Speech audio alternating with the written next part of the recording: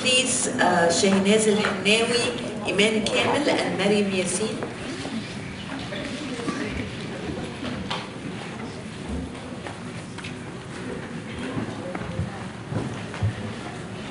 Our next panel, again, a distinguished group of speakers.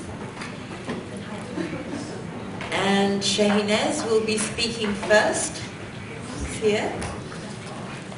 Her talk is titled Peace Within, From Self-Consciousness Towards World Consciousness. Shahinaz holds 2 BAs, one in accounting and the other in psychology from the University of Alexandria. She also has a master's degree in gender and peace building from the UN University for Peace in Costa Rica. And she worked here in the Biblioteca at the Institute for Peace Studies and the Center for Democracy for 7 years. She's worked in the Middle East, in Asia, and the United States. Shahinaz, Peace Within, From Self-Consciousness to World Consciousness.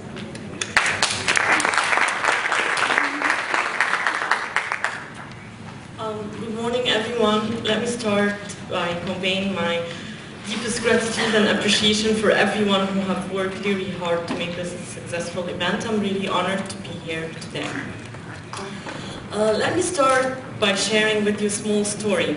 A few years ago, I was participating in a psychodrama workshop, and the facilitator came to me and he was like, "Who are you?" And I said, "I'm Shahinaz El Hennawi, I work at the Library of Alexandria and I do this." And he was like, "Who are you?" And I'm like, "Yeah, I'm defining myself." He's like, "I'm not asking you what you do, I'm asking you who are you?" And then I really questioned myself, like, really, who am I? And ever since that day, I've been asking myself this question, and I realized that this is something that I learn every day. So what I would like to share with you today is that I am a human, or should I say woman, who is manifested by my creator in this life as a woman, and I'm so proud to be that. I wouldn't ask for anything more. Yeah, exactly, and thanks to you today, I learned something new, that I am the light of the soul. So,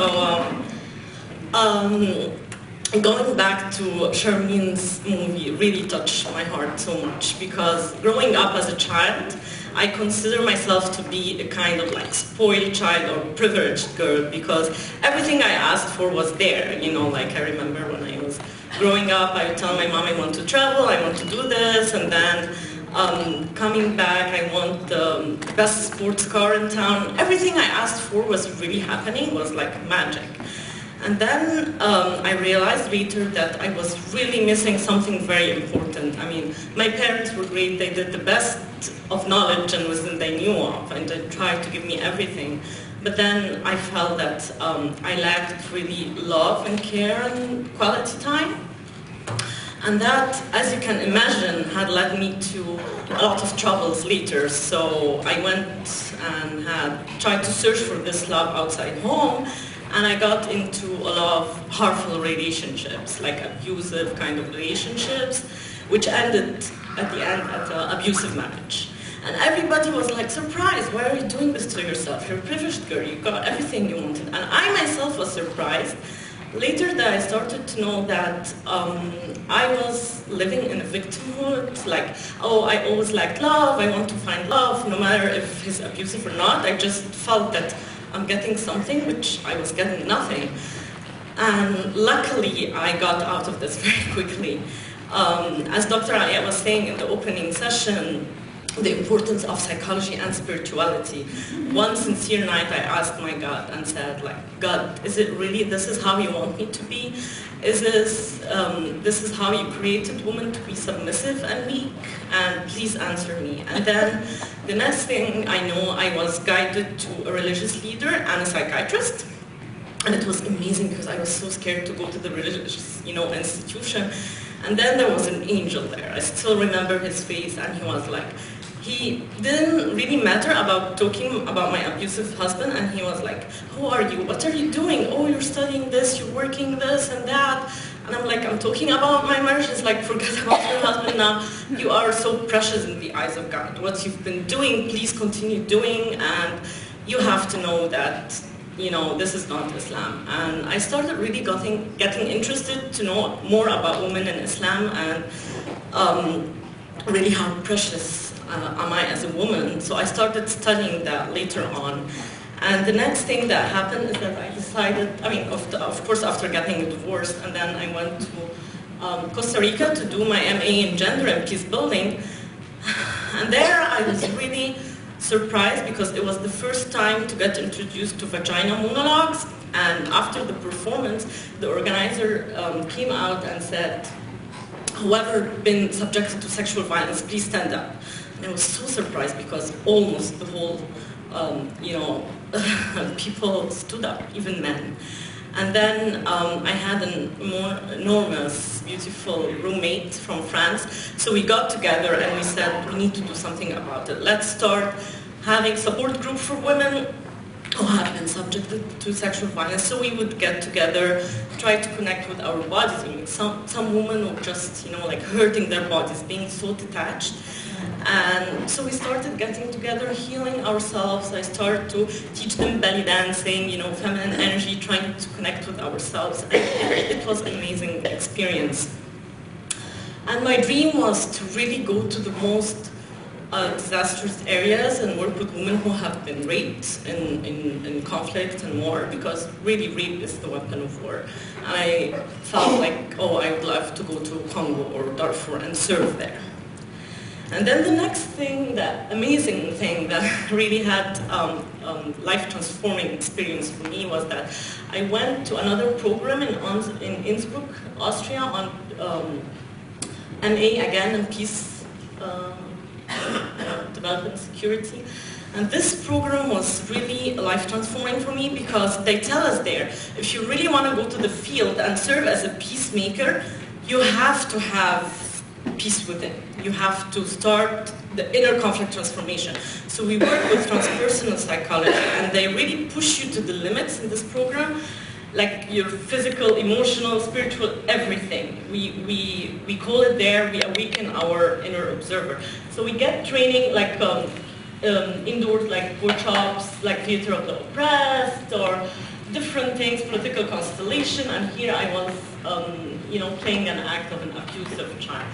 And then here I was Socrates, and then we get training with the army, and I was nominated to be the head of headquarters of a peacekeeping mission. It's a simulation, but it's almost real.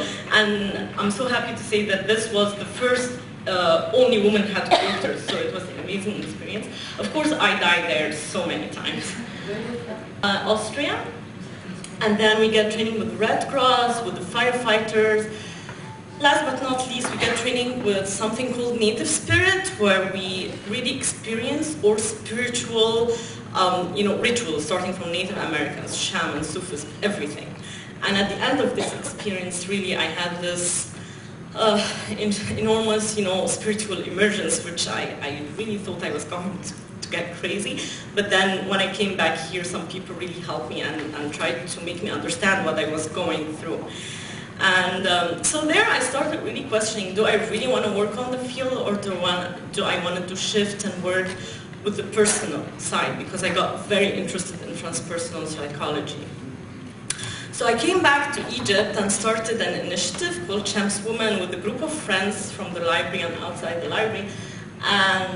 And this was our first retreat in Sinai with Sharon, which she made us a great workshop. She was our leader. And I started having this awakening of, I really want to shift from anti-violence towards love and compassion, but I still, something in me wanted to still work on anti-violence. So I did this retreat and this initiative with my friends, and I also worked on anti-violence. So I would go to women's shelters, try to support women there. One of the main things we did was Walad al-Balad campaign. If anyone from Alexandria might be familiar with this, this is an anti-street harassment that we did in the first feast after the revolution, where we wanted to use all this youth amazing energy, and we came together and we did a lot of training on legal, psychological rights, and youth were amazing. They went to the streets, to the shops to make a lot of awareness on street harassment. We had street performance. It was an amazing activity that we did. And then the next thing, one sincere night, I asked God, please let me serve. Let me go to a place where women are really subjected to violence in the name of religion. And the next thing was I got a consultancy offer to Afghanistan, and I had to resign from the library to go there. And everybody was like, are you crazy? You're in the library working for the last 10 years, and this is just a few months opportunity. And I'm like, yes, this is my quest. I really want to go there. I really want to understand what's going on in the world. And Dina was talking in the opening session about exploitation of women is exploitation of Mother Earth, and really Afghanistan is a place where you can see that. You can see violence in the air. It's one of the most beautiful country landscapes that I visited, but you can feel the violence there. I would never forget one of my colleagues who fled the war to Pakistan and came back to work in Afghanistan told me that the dogs in Afghanistan are more violent than Pakistan. So you really can feel the violence there. And one thing I wanted to share with you is, this is called puskashi, the main sport in Afghanistan. And it's believed to come from the Mongols when they invaded Pakistan. It's men getting on horses, and it can stay for days, where they hold a dead goat. Now it is dead goat. And they try to capture it from each other, and they keep running, and it's very violent, very, like harsh sport. And then the story I was told there, that it is believed that this sport came when the Mongols first invaded Afghanistan, and they used to run with their horses and capture animals and women at the same time. So you can imagine how violence is rooted really in the culture.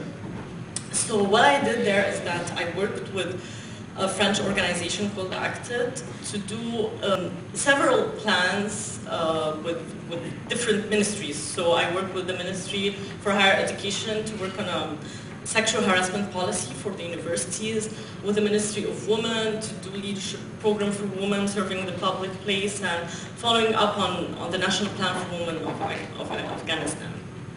Let me say, it was a really amazing experience.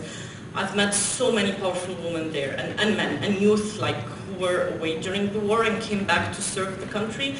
And I really have hope that these youth will really change things. But I was also disappointed to see so many policies, so many nice documents. I mean, the National Plan for Women of Afghanistan couldn't be better, but what is really happening, in real life? It's on paper, it's amazing, but then the mindset is the problem. I remember talking with the religious consultant of the Ministry of Women, and he was so happy that I came from Egypt because of Al-Azhar, of course, and I tried to put all the religious, aspects in every document that I'm doing, verses from Quran, from Sunnah, and he was like, yeah, I couldn't agree more, but you know what, something between you and me, if I step out of this ministry and I start preaching this, I could be killed. So I was really, disappointed of how so many effort and money is spent in making policies and working on anti-violence. And as Dr. Smail Stragatin said in the opening, 1325 should be binding. Yeah, it should be, but then what's really happening? And all the resolutions after that, about rape and war and different things, and really women getting on the negotiation table. So the shift happened to me there, and I felt I'm not dismissing any efforts on anti-violence campaign, but for me, I felt I've done enough of this. I really want to move towards love and compassion. I really want to move my energy towards peace and light, and leave the anti-violence, because I really was, it got to me, especially in Afghanistan. And I remember there, I had a fellowship to apply to in the United States, and I was so keen on writing my application, saying I want to shift my career, I want to change, I want to leave the anti-violence, and I want to work with an organization on love and compassion. And I was really hoping to go work with someone like Louise Hay, Wayne Dyer, and going to Arizona, Sedona retreats, California on the beach, Hawaii with Wayne Dyer, something like that. And the next thing I knew is that I got chosen to work with Hollaback. If any of you know Hollaback, it's a big movement against harassment in the public space. It's an amazing organization, but I really didn't want to do anti-harassment anymore. Hollaback works in 31 countries, and it's like enormously getting bigger every day. And it is in New York, and I was like, oh God, please not New York. I mean, New York is an amazing city, but it was too much for me. Like, I really wanted something peaceful. I don't want to, and so I was so stuck, and I had a decision to make. And learning about conflict transformation, I said, okay, I'm going to take it. And I talked to the, the organizers of the program. I'm like, I really want to learn life coaching. I want to learn something else. And so I'm willing to work extra hours. Well, so I take days off and do my own things. And they were okay with it, so I decided to go. I worked with Hollaback in the mornings. I trained 150 people on bystander actions on anti-harassment, and I really was happy to give my experience. But then almost all the afternoons, I was doing my own things. And I remember when I met Marianne 2 days ago, she was like, I remember when I saw you in New York, every day you were going to different spiritual retreat. And I was like, yes, whatever's happening in town. And later I knew that New York was the best place to go because everything happens in New York. So every day I was going to different, this was with Women Occupying Wall Street. And I went to, with the Universal Dances for Peace, I went on a peace march with spiritual leaders from all over the world in Central Park. I did, sacred dancing. I met with different spiritual leaders, and I found my own Kabir and Camille Hamneski. So it was an amazing experience. And let me also mention that the last week before I came back, I met my current husband. And also I had an amazing experience of healing my womb. For many years, I thought I didn't want to have children. I didn't want to be a mother or do anything to do with that. But then I decided, and now I have a beautiful daughter who's almost turning 2. So I came back, and I was determined to work on Shams Woman.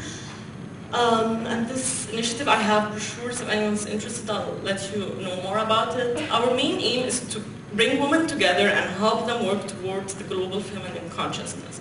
So we would do coaching, we would do wisdom women circles in different places. This is in Azhar Park in Cairo, and this is on the beach in Alexandria, where we get together and discuss different topics like love and compassion, different things.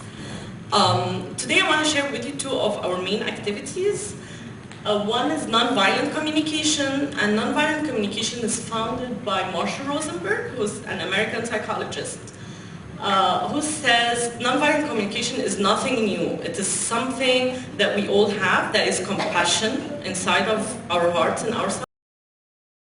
MVC is something that reminds us of how to use it. So it's language and set of skills that constantly, it's eventually a consciousness that reminds us every day to use that.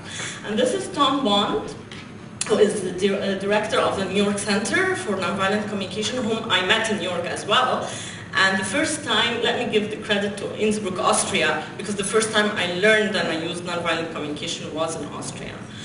And the idea is that we have 2 parallel words, or as Tom says, 2 boats. One boat is the jackal, and I love how they use the puppets, and it has a story. If anyone's interested, I'll be happy to tell you later why these puppets.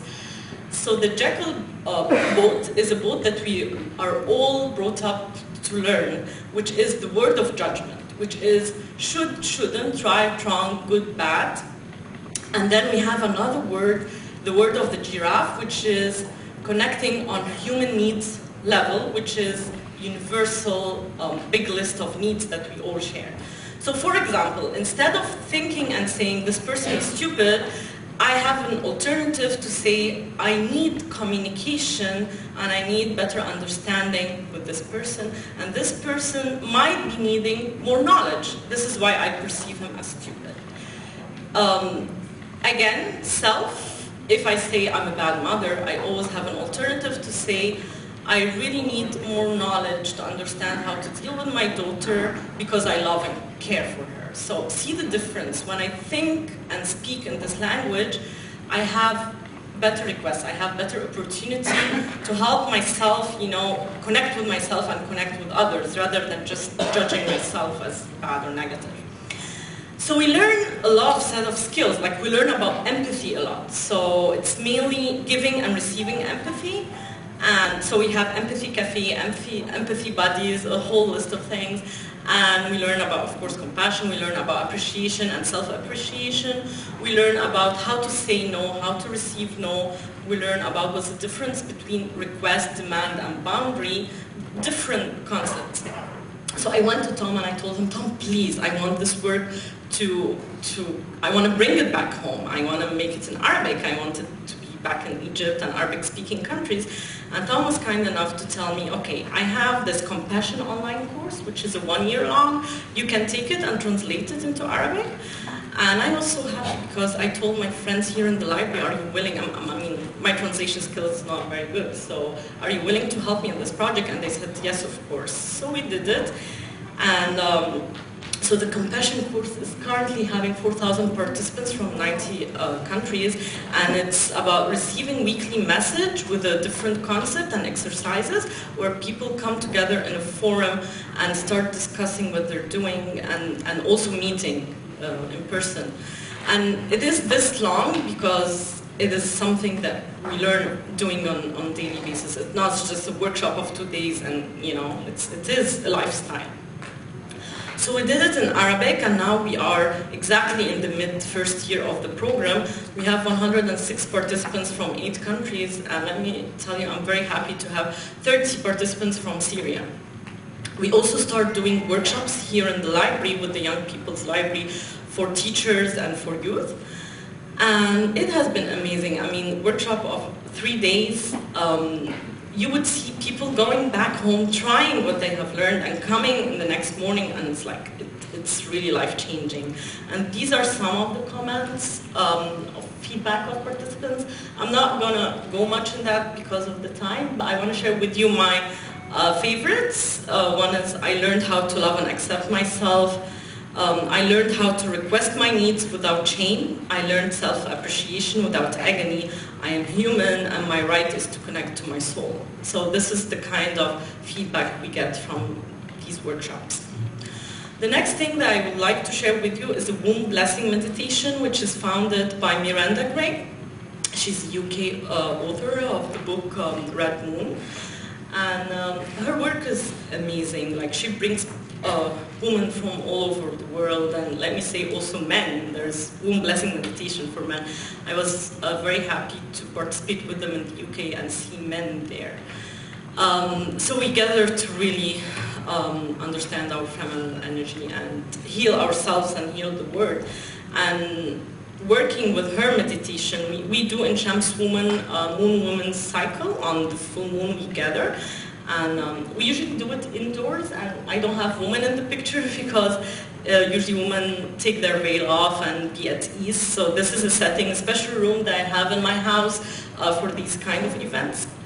And let me tell you, it is really amazing. I have been receiving phone calls after these cycles, and like women who have been having problems with the cycles maybe for like months, they will call me and tell me, oh, you know what, I feel I'm healing, I'm getting my cycle again. And it's an enormous, energy when women get together and work on these things. And it's a shame because in our culture, it's a lot of misconceptions, taboo, stigma to talk about these things, and a lot of women, it's just like, oh, it's just the cycle and I hate it and it's painful and I want to talk about it. But then when they discovered that we have 4 phases and every phase is a bliss, and I mean, there's so many things that we can use with that to make our life successful. It's really an amazing work. And last but not least, I would like to share with you my future project. I was so hesitant to share this because it's not formulated yet. I'm still cooking, but it's my own, quest. It's called 40 Journeys of Light, which is an online retreat, something like the Compassion course, but it's 40 days of light that women come together and do different practices. At the same time, it is an invitation for all of us to answer I mean, not to answer, but to start questioning the fundamental questions of life that Charmaine talked about. Who am I? Why am I here? Where I come from? Where I'm going? And what I'm currently involved